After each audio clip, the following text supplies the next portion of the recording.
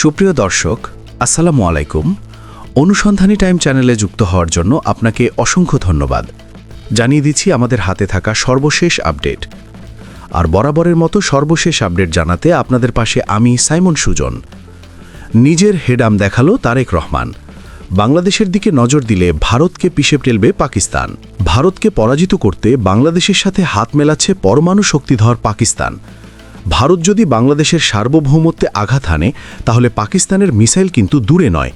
এমন হুঁশিয়ারি কে দিয়েছে জানেন? পাকিস্তানের কোনো সাধারণ নাগরিক নয়, দেশটির প্রধানমন্ত্রী শাহবাজ শরীফের দল মুসলিম লীগ এর এক নেতা ভারতকে লক্ষ্য করে করা এই হুঁশিয়ারি দিয়েছেন। তিনি বলেছেন, ভারত যদি বাংলাদেশে কোনো ধরনের আগ্রাসী বা ক্ষতিকর উদ্দেশ্যে নজর দেয় তাহলে পাকিস্তানের সেনাবাহিনী ও ক্ষেপণাস্ত্র তার জবাব দিতে প্রস্তুত থাকবে। তার এই বক্তব্যের পর বদলে গেছে পুরো দক্ষিণ এশিয়ার ভূ রাজনৈতিক অবস্থা। ভারতীয় সংবাদ মাধ্যম ইন্ডিয়া টুডের এক প্রতিবেদনে বলা হয়েছে, মুসলিম লীগ এর নেতা কামরান সাঈদ উসমানী বাংলাদেশ ও পাকিস্তানের মধ্যে সামরিক জোট গঠনের আহ্বানও জানিয়েছেন। একটি ভিডিও বার্তায় কামরান সাঈদ উসমানী বলেন, ভারত যদি বাংলাদেশের সার্বভৌমত্বে আঘাত হানে বা খারাপ কোনো উদ্দেশ্যে বাংলাদেশের দিকে তাকানোর সাহস করে তাহলে মনে রাখতে হবে পাকিস্তানের জনগণ, পাকিস্তানের সেনাবাহিনী এবং আমাদের মিসাইল কিন্তু দূরে নয়। তিনি আরও বলেন, বাংলাদেশে যদি ভারত অখণ্ড ভারত ধারণা চাপিয়ে দেওয়ার চেষ্টা করে তাহলে পাকিস্তান তা কখনোই মেনে নেবে না। উসমানীর দাবি, অতীতেও পাকিস্তান ভারতকে কঠিন পরিস্থিতিতে ফেলেছে এবং প্রয়োজনে ভবিষ্যতেও তা করতে পিছুপা হবে না। এ সময় তিনি অভিযোগ করেন, সীমান্তে ভারতীয় সীমান্তরক্ষী বাহিনী বিএসএফ বাংলাদেশকে উত্তপ্ত করছে এবং বাংলাদেশকে একটি হিন্দু রাষ্ট্রে পরিণত করার চেষ্টা চলছে। সামরিক সহযোগিতার প্রস্তাব দিয়ে উসমানী বলেন, আমাদের প্রস্তাব হল বাংলাদেশের উচিত পাকিস্তানের সঙ্গে সামরিক জোট গঠন করা। বাংলাদেশে পাকিস্তানের এবং পাকিস্তানে বাংলাদেশের সামরিক ঘাঁটি স্থাপন করা যেতে পারে। বিশ্লেষকদের মতে, বাংলাদেশ ও পাকিস্তানের মধ্যে যদি এমন কোনো সামরিক জোট গঠিত হয় তাহলে দক্ষিণ এশিয়ার আঞ্চলিক শক্তির ভারসাম্যে বড় ধরনের পরিবর্তন আসতে পারে। ভারতের পক্ষ থেকে বাংলাদেশে প্রভাব বিস্তারের চেষ্টা যেমন ঐতিহাসিকভাবে সত্য, তেমনি পাকিস্তানের হঠাৎ এই বাংলাদেশ প্রেম বা সুরক্ষার মনোভাবকেও কেবল নিঃস্বার্থ দরদ হিসেবে দেখার অবকাশ নেই। এর পেছনে লুকিয়ে আছে ভারতের প্রতি তীব্র প্রতিশোধ স্পৃহা, দক্ষিণ এশিয়ায় শক্তির ভারসাম্য রক্ষার চেষ্টা এবং ১৯৭১ সালের সেই ঐতিহাসিক পরাজয়ের গ্লানি মুছে ফেলার এক সুদূরপ্রসারী রাজনৈতিক কৌশল। ভারত ও বাংলাদেশের সম্পর্ক ভৌগোলিক এবং ঐতিহাসিকভাবে অবিচ্ছেদ্য। বাংলাদেশের ৩ দিক ভারত বেষ্টিত হওয়ায় নিরাপত্তা এবং বাণিজ্যের ক্ষেত্রে ভারতের একটি প্রাকৃতিক আগ্রহ থাকে। তবে এই আগ্রহ যখন আধিপত্য কায়েমের চেষ্টায় রূপ নেয় তখন তা জনমনের নেতিবাচক প্রভাব ফেলে। ভারত সবসময় চায় বাংলাদেশে এমন একটি সরকার থাকুক যা ভারতের জাতীয় নিরাপত্তার জন্য হুমকি হবে না এবং তাদের উত্তর পূর্বাঞ্চলীয় রাজ্যগুলোতে বিচ্ছিন্নতাবাদীদের মদত দেবে না। কিন্তু এই নিরাপত্তা নিশ্চিত করতে গিয়ে ভারত যখন বাংলাদেশের অভ্যন্তরীণ রাজনীতিতে সরাসরি বা পরোক্ষভাবে প্রভাব বিস্তারের চেষ্টা করে তখনই সার্বভৌমত্বের প্রশ্নটি বড় হয়ে ওঠে। ভারতের এই প্রভাব বিস্তারের আকাঙ্ক্ষা পাকিস্তানের জন্য একটি সুবর্ণ সুযোগ তৈরি করে দেয়। পাকিস্তান চায় বাংলাদেশের সাধারণ মানুষের মধ্যে থাকা ভারত বিরোধী মনোভাবকে পুঁজি করে দেশটিতে নিজেদের হারানো প্রভাব পুনঃপ্রতিষ্ঠা করতে। সুতরাং পাকিস্তান যখন বাংলাদেশের সার্বভৌমত্ব রক্ষায় মিসাইল ব্যবহারের কথা বলে তখন বুঝতে হবে এটি মূলত ভারতের উপর মনস্তাত্ত্বিক চাপ সৃষ্টি করার একটি কৌশল। পাকিস্তানের এই তথাকথিত দরদ কি আসলেই আন্তরিক, নাকি এটি ভারতের প্রতি অতীতের প্রতিশোধ? বিশ্লেষকদের মতে এটি মূলত শত্রুর শত্রু আমার বন্ধু এই নীতির প্রতিফলন।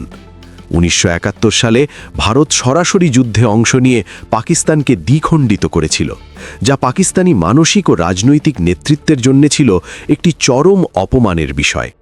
পাকিস্তান আজও সেই পরাজয় ভুলতে পারেনি। তাদের কাছে বাংলাদেশ কেবল একটি স্বাধীন দেশ নয়, বরং ভারতের কাছে তাদের পরাজয়ের একটি জীবন্ত প্রতীক।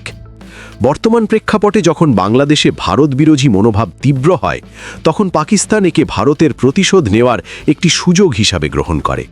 তারা চায় ভারতের ঘরের কাছে একটি অস্বস্তিকর পরিবেশ তৈরি করতে, যাতে ভারত তার পুরো মনোযোগ বাংলাদেশের সীমান্তে রাখতে বাধ্য হয় এবং পাকিস্তানের উপর চাপ কিছুটা কমে।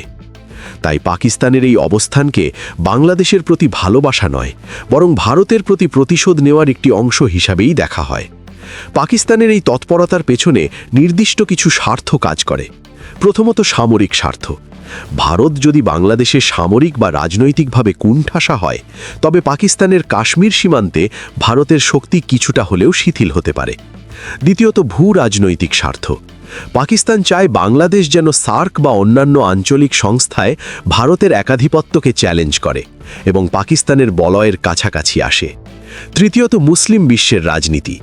পাকিস্তান সবসময় নিজেকে মুসলিম দেশগুলোর নেতা বা অভিভাবক হিসেবে তুলে ধরার চেষ্টা করে। বাংলাদেশের ক্ষেত্রে এই ধর্মীয় আবেগকে কাজে লাগিয়ে তারা ভারতের হিন্দুত্ববাদী সরকারের বিরুদ্ধে একটি বৃহত্তর মুসলিম ব্লক তৈরির স্বপ্ন দেখে। তাদের এই স্বার্থসিদ্ধির জন্যে বাংলাদেশের সার্বভৌমত্ব রক্ষা করা একটি চমৎকার অজুহাত মাত্র। ভারতের আধিপত্য বনাম পাকিস্তানের সুরক্ষা কামনার এই লড়াইয়ে বাংলাদেশ একটি অত্যন্ত গুরুত্বপূর্ণ অবস্থানে দাঁড়িয়ে আছে। পাকিস্তান কি আসলেই বাংলাদেশের ভালো চায়? যদি তাই হতো, তবে তারা 1971 সালের গণহত্যার জন্য ক্ষমা চাইত বা আটকে পড়া সম্পদ ও নাগরিকদের সমস্যার সমাধান করত। কিন্তু তারা তা না করে কেবল ভারতের বিরুদ্ধে যুদ্ধাংদেহী মনোভাব দেখাচ্ছে। এটি ইঙ্গিত দেয় যে পাকিস্তান আসলে বাংলাদেশকে নিজেদের ভূ রাজনৈতিক ঢাল হিসেবে ব্যবহার করতে চায়। তারা চায় ভারত ও বাংলাদেশের মধ্যে এমন এক চিরস্থায়ী সংঘাত থাকুক যা ভারতকে সবসময় অস্থির রাখবে। অন্যদিকে ভারতও যদি বাংলাদেশের সার্বভৌমত্বকে যথাযথ সম্মান না দিয়ে কেবল নিজের স্বার্থকে বড় করে দেখে, তবে পাকিস্তানের মতো এই তৃতীয় পক্ষগুলো বারবার এমন উস্কানি দেবার সুযোগ পাবে। ভারত ও পাকিস্তানের মধ্যকার তিক্ত সংঘাতের ইতিহাস কোনো একটি নির্দিষ্ট ঘটনার ফসল নয়, বরং এটি দীর্ঘ কয়েক দশকের রাজনৈতিক, ধর্মীয় এবং ভৌগোলিক বিরোধের এক জটিল সংমিশ্রণ। এই তিক্ততার সূচনা হয় 1947 সালে ব্রিটিশ শাসনের অবসানে ধর্মের ভিত্তিতে দেশভাগের মধ্য দিয়ে। সেই সময় লক্ষ লক্ষ মানুষের বাস্তুচ্যুত হওয়া এবং দেশভাগজনিত সাম্প্রদায়িক দাঙ্গা উভয় দেশের মানুষের মনে এক গভীর ক্ষতের সৃষ্টি করে। তবে এই শত্রুতার কেন্দ্রবিন্দুতে পরিণত হয় কাশ্মীর ইস্যু। দুই দেশই পুরো কাশ্মীরকে নিজেদের দাবি করায় 1947, 1965 এবং 1999 সালে বড় ধরনের যুদ্ধে লিপ্ত হয়। ভারত একে তাদের অখণ্ড অংশ মনে করে। অন্যদিকে পাকিস্তান একে মুসলিম সংখ্যাগরিষ্ঠতার ভিত্তিতে নিজেদের দাবি করে। এই অমীমাংসিত ভূখণ্ডগত বিরোধ আজও দক্ষিণ এশিয়ার শান্তির পথে প্রধান অন্তরায় হয়ে আছে। কাশ্মীর ছাড়াও 1971 সালের বাংলাদেশের মুক্তিযুদ্ধ এই তিক্ততাকে এক চূড়ান্ত পর্যায়ে নিয়ে যায়। ভারতের সহযোগিতায় পাকিস্তানের দ্বিখণ্ডিত হওয়া এবং পূর্ব পাকিস্তান, বর্তমান বাংলাদেশ এর স্বাধীনতা লাভ পাকিস্তানি সামরিক ও রাজনৈতিক নেতৃত্বের জন্য ছিল এক চরম অপমানের বিষয়। এই পরাজয়ের গ্লানি পাকিস্তান আজও বয়ে বেড়াচ্ছে, যা ভারতকে পর্যদস্ত করার এক দীর্ঘমেয়াদী প্রতিহিংসায় রূপ নিয়েছে। এছাড়া গত কয়েক দশকে আন্তঃসীমান্ত সন্ত্রাসবাদ এবং বিভিন্ন উগ্রবাদী গোষ্ঠীর কর্মকাণ্ড এই সংঘাতকে আরও বিষিয়ে তুলেছে। 2001 সালে ভারতের সংসদে হামলা এবং 2008 সালের মুম্বাই হামলার মতো ঘটনাগুলো দুই দেশের কূটনৈতিক সম্পর্ককে প্রায় ধ্বংসের দ্বারপ্রান্তে নিয়ে গেছে। বর্তমান সময়ে এই সংঘাত কেবল ভূমির মধ্যে সীমাবদ্ধ নয়, বরং এটি পারমাণবিক শক্তির প্রতিযোগিতায় রূপ নিয়েছে। উভয় দেশই পারমাণবিক অস্ত্রে সজ্জিত হওয়ায় এই তিক্ততা এখন বৈশ্বিক উদ্বেগের কারণ। ভারত ও পাকিস্তান উভয় দেশই একে অপরের বিরুদ্ধে প্রক্সি ওয়ার বা ছায়াযুদ্ধে লিপ্ত থাকার অভিযোগ করে থাকে। রাজনৈতিক আদর্শের ভিন্নতা, ঐতিহাসিক পরাজয়ের স্মৃতি এবং একে অপরের প্রতি চরম আস্থার সংকট এই সংঘাতকে এমন এক চক্রে আবদ্ধ করেছে যেখান থেকে বেরিয়ে আসা বর্তমানে প্রায় অসম্ভব বলে মনে হয়। ফলে শান্তি আলোচনার প্রতিটি উদ্যোগ কোনো না কোনো নতুন উত্তেজনার মুখে বাধাগ্রস্ত হয় এবং এই তিক্ততা বংশ পরম্পরায় অব্যাহত থাকে। পাকিস্তানের এই হুঁশিয়ারি কি তাহলে একটি রাজনৈতিক প্রচারণা? তারা জানে যে আধুনিক যুগে কোনো দেশ অন্য দেশের জন্য সরাসরি মিসাইল আক্রমণ করবে না, বিশেষ করে যেখানে ভারত ও পাকিস্তান উভয়ই পারমাণবিক শক্তিধর দেশ। তবে এই বক্তব্যের মাধ্যমে তারা বাংলাদেশের সাধারণ মানুষের একটি অংশের সহানুভূতি পাওয়ার চেষ্টা করছে এবং ভারতকে বার্তা দিচ্ছে যে দক্ষিণ এশিয়ার রাজনীতিতে পাকিস্তান এখনও শেষ হয়নি।